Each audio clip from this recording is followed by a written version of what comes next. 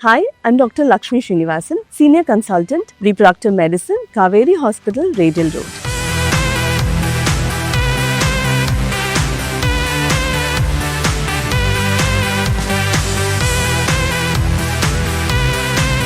Which goes in their mind is, that is young women with very low ovarian reserve, will IVF work for me? Yes, the answer is it would. In fact, it could be a very good option for you all. See, remember, women with having a low ovarian reserve, the situation is like you have to run fast to catch a moving train. So that means you need to run faster than the train so that you do not miss the train. So what you have to do is, you try naturally, but if it doesn't work out, you're finding difficulty, approach the fertility specialist much earlier and go for the other alternate treatments like IVF, which can give you better results. And while doing this, the experts would suggest you certain additional or different methods by which we could increase your success. There are two things we would suggest for these women. Number one is the embryo pooling. Now this can be done in two different ways. One is what we call a dual stimulation, where in a cycle itself, the women will undergo, two sets of injection stimulation. One in the first half and then an egg collection and embryo formation. And the second set of injections which happen